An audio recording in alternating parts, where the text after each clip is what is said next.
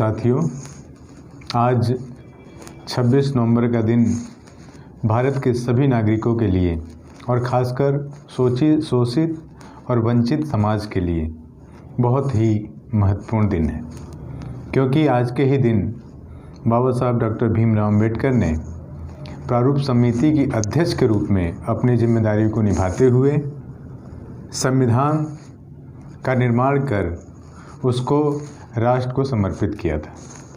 संविधान सभा के सभी सदस्यों में हम ये मान के चलते हैं कि बाबा साहब डॉक्टर भीमराव अम्बेडकर उन सभी सदस्यों से ज़्यादा मेहनत किए और सभी सदस्यों से ज़्यादा योग्य थे, जिन्होंने इतने बड़े ग्रंथ को बड़ी आसानी से बहुत ही कुशलतापूर्वक लिख के इस देश की जो संस्कृति थी, देश की जो धार्मिक प्रवृत्तियाँ थी, देश की जो परंपराएं थी, उनको नुकसान न पहुंचाते हुए संपूर्ण देश के नागरिकों के लिए एक समान व्यवहार वाला संविधान बनाया। मैं आज ऐसे संविधान निर्माता या संविधान के पिता डॉक्टर भीमराव अम्बेडकर को नमन करता हूं। आज क्योंकि संविधान दिवस है, 26 नवंबर 1949 को संविधान अंगीकृत किया गया था और आज के ही दिन संविधान सभा के सदस्यों ने अध्यक्ष के साथ उस पर सिग्नेचर किए और संविधान का कुछ हिस्सा आज ही लागू हुआ था। हम मानते हैं कि संविधान देश के द्वारा देश के नागरिकों के लिए बनाए गए ग्रंथ हैं, लेकिन बाबा साहब के उस संघर्ष को, उस मेहनत को, उस देश के प्रति उनके डेडिकेशन को भुलाया नहीं जा सकता। तो मैं उनको भी नमन करता हूँ। रहा सवाल आज के दिन संविधान पर चर्चा करने की, तो हमारे इस BCNC चैनल को मैं धन्यवाद देना चाहूँगा कि इस चैनल ने मुझे मौका दिया कि आज इस महत्वपूर्ण मौके पे, महत्वपूर्ण दिन के अवसर पे, जो संविधान दिवस के रूप में भारत सरकार ने निर्णय लिया था कि 26 नवंबर का दिन संविधान दिवस के रूप में मनाया जाएगा, इस अच्छे मौके पे मुझे बोलने का अवसर दिया। तो मैं BCNC न्यूज़ को धन्यवाद देता हूं अपनी तरफ से। साथियों, क्योंकि संविधान एक बहुत बड़ा ग्रंथ है और हर घर में हर नागरिक को उसकी जानकारी होनी चाहिए। जानकारी इसलिए भी होनी चाहिए क्योंकि कहीं ना कहीं संविधान सरकार और नागरिकों के संबंधों को बताता है। अगर हमें संविधान की जानकारी नहीं होगी तो हम बहुत सारे जो हमारे अधिकार हैं उससे वंचित रह जाएंगे। हम नहीं जान पाएंगे कि हमारे क्या अधिकार हैं, हम नहीं जान पाएंगे कि कौन हमें कैसे टॉर्चर करता है या कौन कौन सी चीज़ें हमें मिलनी चाहिए। तो हमें संविधान का, कानून का ज्ञान होना चाहिए, क्योंकि उसी से उस देश की शासन व्यवस्था संचालित हो रही है। लेकिन मैंने देखा है, हर जगह दिखाई देता है कि बहुत सारे लोग संविधान को एक विषय वस्तु के रूप में देखते हैं। अगर राजनीति शास्त्र का विद्यार्थी है तो वही संविधान की पढ़ाई करता है, या चाहे सिविल सर्विसेज, बाकी जो कॉम्पिटिटिव एग्ज़ाम के छात्र हैं वही मजबूरी में पढ़ते हैं उसको, क्योंकि उनको कंपटीशन निकालना होता है। हकीकत में देश के हर नागरिक को उसका ज्ञान होना चाहिए। इसी कड़ी में आज हम चर्चा करेंगे, क्योंकि सारे संविधान पर एक ही दिन में बात कर पाना बहुत मुश्किल है। इसलिए जिस संविधान को बनाने में 2 साल 11 महीने 18 दिन लग गए, उसको एक दिन में समाहित कर पाना उतना आसान नहीं है। तो हम आज केवल उसकी प्रस्तावना पे चर्चा करेंगे। कम से कम प्रस्तावना पे चर्चा इसलिए करेंगे क्योंकि ऐसा माना जाता है कि प्रस्तावना संविधान की आत्मा है। पूर्व न्यायाधीश न्यायमूर्ति हिदायतुल्लाह ने कहा था कि संविधान की जो उद्देशिका है वो संविधान का अंग है, उसकी आत्मा है। बहुत सारे जो विद्वान थे, संविधान सभा के अध्यक्ष डॉक्टर अल्लादी कृष्ण स्वामी अय्यर ने भी संविधान की उद्देशिका को संविधान का एक महत्वपूर्ण हिस्सा बताया था। ऐसे बहुतों ने इसकी तारीफ की थी। तो खासकर आज के दिन हम उसकी चर्चा करेंगे। संविधान की प्रस्तावना के जो स्रोत हैं वो मैं बताता चलूँ कि संविधान की प्रस्तावना के 4 स्रोत हैं। पहला स्रोत ये है कि संविधान किससे ताकत पाता है। तो जो संविधान की उद्देशिका का जो पहला लाइन है जो हम देखते हैं, उसमें लिखा हुआ है कि हम भारत के लोग। तो जो संविधान को ताकत मिलती है वो भारत की जनता से मिलती है। दूसरी चीज़, संविधान की उद्देशिका जो है वो बताती है कि भारत की प्रकृति क्या होनी चाहिए।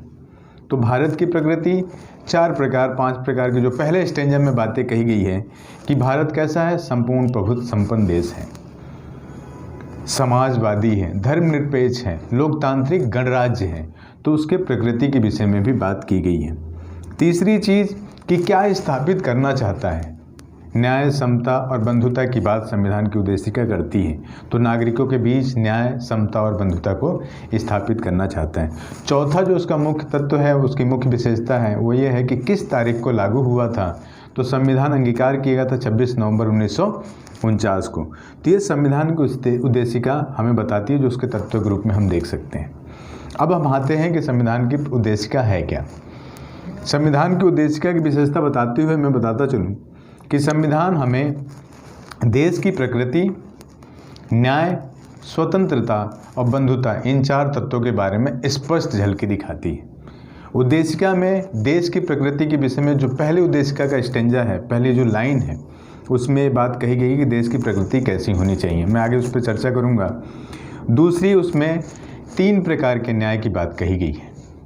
तीसरी, उसके अंदर 5 प्रकार के स्वतंत्रता की बात कही गई है। चौथी, व्यक्ति की गरिमा और उसकी समता, उसमें उसकी समता की बात कही गई है कि समता कैसे होनी चाहिए। 2 प्रकार की समता हम मान सकते हैं, उद्देशिका हमें बताती है। प्रतिष्ठा और अवसर की समता की बात करता है। राष्ट्र की एकता, अखंडता बनाए रखने वाली विश्व बंधुता की बात की गई है कि कैसे भाईचारा हम बना के राष्ट्र की एकता और अखंडता को सुरक्षित रख सकते हैं। अब हम उद्देशिकाओं को पढ़ेंगे। उसमें कहा गया है कि हम भारत के लोग भारत को एक संपूर्ण प्रभुत्व संपन्न, समाजवादी, पंथ निरपेक्ष, लोकतंत्रात्मक गणराज्य बनाने के लिए तथा उसके समस्त नागरिकों को सामाजिक, आर्थिक और राजनीतिक न्याय, विचार, अभिव्यक्ति, विश्वास, धर्म और उपासना की स्वतंत्रता प्राप्त कराने के लिए, उपासना की स्वतंत्रता, प्रतिष्ठा और अवसर की समता प्राप्त कराने के लिए तथा उन सब में व्यक्ति की गरिमा और राष्ट्र की एकता और अखंडता सुनिश्चित करने वाली बंधुता बढ़ाने के लिए आज दृढ़ संकल्प होकर आज दिनांक मिति मार्ग स्वरूप जो 2006 विक्रमी की बात करते हैं, 26 नवंबर 1949 को संविधान को अंगीकृत, अधिनियमित और आत्मार्पित करते हैं। तो साथियों, इसमें जो पहला स्टेंजा है उसके अलग अलग मायने हैं। जो कहता है वो भारत की प्रकृति बताता है। पहला लाइन है कि हम भारत के लोग भारत को संपूर्ण प्रभुत्व संपन्न, संपूर्ण प्रभुत्व संपन्न का मतलब होता है सॉवरेन का मतलब, संपूर्ण प्रभुत्व संपन्न का इंग्लिश वर्जन है सॉवरेन, और सॉवरेन का मतलब होता है कि जो देश अंदर और बाहर दोनों तरीके से पूरी तरीके से आज़ाद हो, वो अपने आंतरिक मामलों में भी निर्णय लेने में पूरी आज़ादी रखता हो और किसी और मुल्क के साथ भी संबंधों को बनाने के लिए पूरी, मतलब जैसे हम पहले आज़ादी से पहले ब्रिटेन के गुलाम थे, वैसा औपनिवेश हमारे पास नहीं है, हम पूरे तरीके से आज़ाद हैं। वो हमारी उद्देशिका बताती है कि भारत एक सॉवरेन कंट्री है और ये किसी का गुलाम नहीं है। दूसरी बात है समाजवाद। समाजवादी क्योंकि माना जाता है भारत में लोकतांत्रिक समाजवाद की स्थापना की गई है, क्योंकि हमारी जो इकॉनमी है वो मिक्स्ड इकॉनमी है, मिश्रित अर्थव्यवस्था है।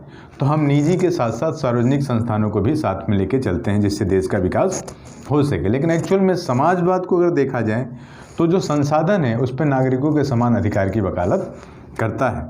जितना काम करोगे उतना वेतन मिलेगा, समान काम समान वेतन, उसकी वकालत समाजवाद करता है। तीसरी है पंथ निरपेक्षता। मतलब पंथ निरपेक्ष की बात वहीं से आती है कि कोई व्यक्ति या कोई राज्य जिसका सभी धर्मों में समान रुचि हो या जो किसी विशेष धर्म को संरक्षण नहीं देता हो, ऐसे व्यक्ति और ऐसे देश को हम सेकुलर देश और सेकुलर व्यक्ति कह सकते हैं, जिसके अंदर कट्टरता बिल्कुल नहीं है, उसके सब धर्म समान की जो बात करता हो। तो हमारा देश वाकई देश भारत राष्ट्र क्या कोई निजी धर्म नहीं है, वो सभी धर्मों को समान भाव से देखता है। अगली लोकतांत्रिक, देश लोकतांत्रिक है क्योंकि इसमें जनता के द्वारा चुने हुए प्रतिनिधि या जनता सीधे कहीं ना कहीं शासन में अपनी हिस्सेदारी रखती है। गणराज्य को समझना थोड़ा सा हमें ज़्यादा ज़रूरी है। गणराज्य का सीधा मतलब है कि जो देश का अध्यक्ष है, देश का प्रथम नागरिक है। जैसे हमारे यहाँ संघीय व्यवस्था है, यानी हमारे यहाँ केंद्र की सरकार है और राज्य सरकार है। तो राज्य में अगर देखा जाए तो राज्य का प्रथम नागरिक राज्यपाल होता है और देश में अगर देखा जाए तो देश का प्रथम नागरिक राष्ट्रपति होता है। यानी कि हमारे यहाँ 2 प्रकार की सरकारें हैं। तो साथियों, इसमें अगर देखा जाए तो कहीं ना कहीं सरकार का अध्यक्ष और देश का अध्यक्ष दोनों अलग अलग होंगे। सरकार का अध्यक्ष अगर राज्यों में देखा जाए तो मुख्यमंत्री होगा और राज्य का अध्यक्ष राज्यपाल होगा। ऐसी केंद्र में अगर देखा जाए तो सरकार का अध्यक्ष प्रधानमंत्री होंगे और राज्य का अध्यक्ष महामहिम राष्ट्रपति होंगे। तो जो हमारे देश का अध्यक्ष है या हमारे राज्य का अध्यक्ष है वो वंशानुगत ना होकर निर्वाचित हो, ऐसे देश को हम गणराज्य कहते हैं। मतलब गणराज्य का मतलब सीधा सा है कि निर्वाचित राष्ट्राध्यक्ष की बात होती है।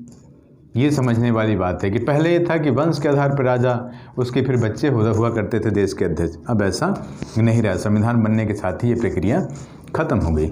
3 प्रकार के न्याय हमने बोला, सामाजिक, आर्थिक और राजनीतिक।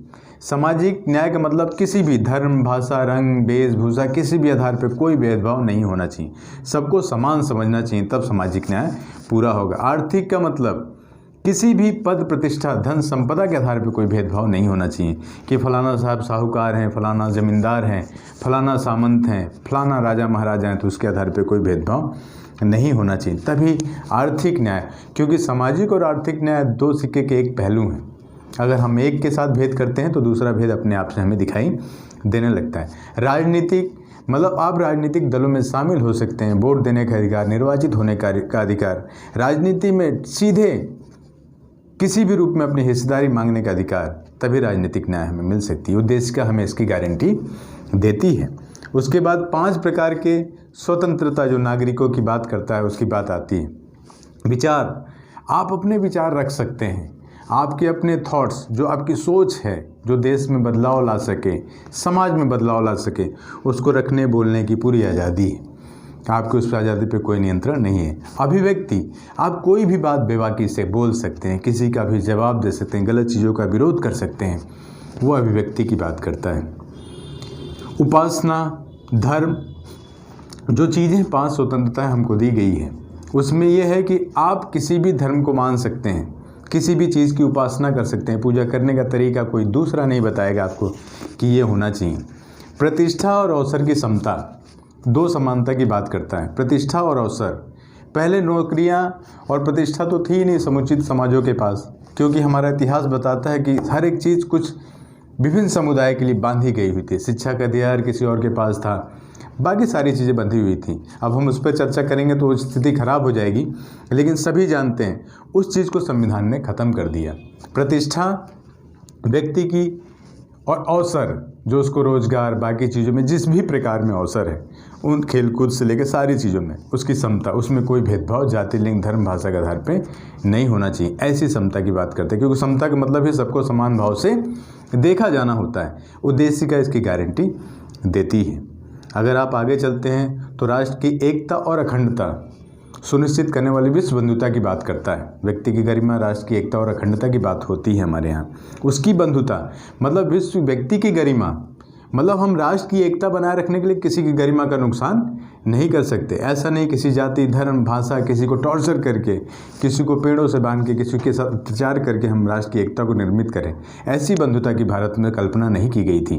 कहीं कहीं ये दिखाई दे जाती है कि हम देश के नाम पर, राष्ट्र के नाम पर जो अत्याचार करते हैं, जो चीज़ें दिखाते हैं, वो कहीं ना कहीं संविधान उसको रोकने का काम करता है। क्योंकि व्यक्ति की गरिमा और राष्ट्र की एकता और अखंडता ये हमें समझने वाली होगी। ये इंसान अगर समझे, जो संविधान में आस्था रखते हैं, जो उद्देश्य का संविधान का संरक्षण करना चाहते हैं, उन्हें ये लाइन समझना होगा कि व्यक्ति की गरिमा और राष्ट्र की एकता और अखंडता सुनिश्चित करने वाली बंधुता, ये 4 लाइन अपने आप में सार्थक है कि व्यक्ति की गरिमा को बचाए रखते हुए राष्ट्र की एकता और अखंडता बनाए रखने वाली बंधुता चाहिए। व्यक्ति की गरिमा का हनन करके राष्ट्र की एकता और अखंडता नहीं बनाई जा सकती। तो साथियों, ये प्रस्तावना जिसे बहुत ही सही ढंग से, सार्थक ढंग से संविधान में रखा गया और जिसे आगे के विद्वानों ने, देश के सर्वोच्च न्यायालय ने देश की आत्मा के रूप में स्थापित किया, कहीं न कहीं बाबा साहब और संविधान सभा की एक बहुत खूबसूरत मेहनत सी, खूबसूरत कृति थी, जिसके कारण ये उभर के सामने आई है। हमें संविधान का पालन करना चाहिए, नहीं कुछ तो उद्देशिका का पाठ लगातार करते रहना चाहिए। सुबह उठिए, निवेदन है कि एक बार 2 मिनट 3 मिनट लेके नहाने के बाद या नहाने से पहले, जो भी आपको लगे, सोने से पहले उस उद्देशिका को एक बार ज़रूर पढ़ें, जिससे आपके ध्यान में रहे कि संविधान का आईना क्या है और उसके अंदर कौन कौन से दर्शन हैं, ताकि हर घर में संविधान पहुँचे, संविधान का ज्ञान हो। मैं सभी से यही निवेदन करता हूं और आज 26 नवंबर संविधान दिवस की सबको हार्दिक बधाई देता हूं। साथ ही BCNC न्यूज़ चैनल को भी धन्यवाद देता हूं, जिसने मुझे इस विषय पे बोलने का मौका दिया, और मैं उम्मीद करता हूं कि आगे भी मुझे ऐसा मौका मिलता रहेगा। सबको संविधान दिवस की बधाई, बहुत बहुत धन्यवाद।